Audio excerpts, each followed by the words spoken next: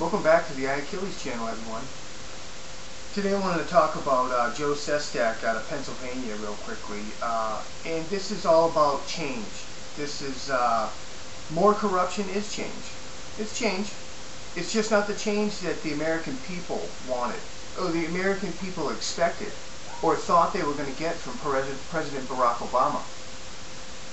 But this regime, and I call it a regime because this is a dictatorship that's happening in the United States of America right now. They're bringing us on a path we do not want to go down, but they're taking us there anyway, and we need to wake up to that. This is a regime running this country. The last president was a regime as well. We've been living under a regime since probably Jimmy Carter. We just didn't, realize it. We didn't realize where they were taking us, but it's crystal clear today. Barack Obama ran on change, said he was going to change corruption in Washington, said he was going to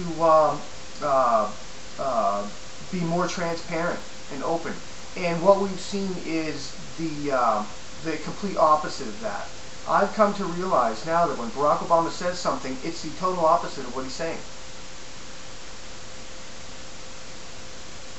We've grown accustomed to corruption in government while they project their corruption onto corporations. This corruption in corporations, but the problem is the corporations, everybody believes that it's the corporations bribing the senators. And you're right, but isn't it the senator's choice to be corrupt or not? Isn't that the person we set there to make sure that the corruption didn't happen? But they're the ones writing the policies that enable the corruption that may have stemmed from the corporations, but it couldn't have come to fruition without the politician. So corruption is ultimately the responsibility and the fault of government through regulations, through bribery, through trickery. Joe Sestak was offered a job at the White House to drop out of his campaign with our inspector in Pennsylvania. He was offered a job. That's illegal, and it's impeachable. And you can't offer him a job without asking the president first, and the president authorized it. So that's impeachable. He should be impeached. He should be removed from office, and that's the bottom line. But it won't happen because it's corruption. It's Crowdhammer, Fox and Friends, everybody saying, well, what's new? It happens all the time. I thought this was supposed to be change. It's not change. You know what's changing? The system. Our system. Our system is capitalism, and it's changing. It's been pretty much quasi-socialism, capitalism for the past 30 years, but it's changing to full-fledged socialism, if not totalitarian communism. And I'm thinking it's going to end up the latter because most people in this country, at least 25 to 30% of the population, are not going to stand for a full socialistic America.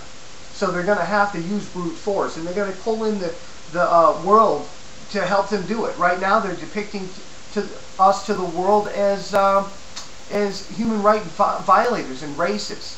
So what's going to happen is when the crackdown begins, they're going to come over and help crack down on us to get us to go along with this. It's all totalitarian. It's all dictatorship to give power to the IMF and the UN. It's incredible, really. But the way they're doing it here is, this is Saul Alinsky. This is Barack Obama's mentor, really. This is the man who gave Barack Obama his plan. And Barack Obama taught this. And this is what Alinsky says. Saul Alinsky. Remember, we are talking about revolution, not revelation. You can miss the target by shooting too high as well as too low. First, there are no rules for revolution any more than there are rules for love or rules for happiness. But there are rules for radicals who want to change their world. There are certain central concepts of action in human politics that operate regardless of the scene or the time. To know these is the basic to a pragmatic attack on the system. These rules make the difference between being a realistic radical and being a rhetorical one. There's another reason for working inside the system. A new step is what people fear most. Any revolutionary change must be preceded by a passive, affirmative, non-challenging attitude towards change among the mass of our people. They must feel so frustrated, so defeated, so lost, so futureless in the prevailing system that they are willing to let go of the past and chance the future. A revolutionary organizer, Barack Obama, must shake up the prevailing patterns of their lives, agitate, create disenchantment and discontent with the current values to produce, if not a passion for change, at least a passive, affirmative, non-challenging climate. Create disenchantment and discontent. You know what they've done with the current values in this country, in the current ways in the system? They create crisis. They created this financial crisis through the Community Reinvestment Act and through deregulation in the banking industry. Do you understand? They created the healthcare industry by regulating in such a way that it took the power of the people to be able to buy insurance wherever they want, which created a monopoly for the insurance companies, so it drove up the cost. Who the hell can see that coming? That's basic common sense. But do you see that they've wrapped themselves in all the humanitarian aspects that have come out of these regulations, the problems in the people's lives that stem directly from the regulations dealing in the health insurance industry? I mean, there's people dying because of these regulations, but instead they want to point at the symptom instead of the cause. And that's what the problem is here. We are getting change, but it's in the system. Our system is changing. The system, they're changing the system. They're not changing the corruption, it's getting more corrupt. They don't even write the bills anymore. Apollo writes the Apollo Alliance writes the bill. Center for American Progress, George Soros' people write the bills in our country. And every one of these bills has structure of control in it. They want to manage our lives. That's totalitarian.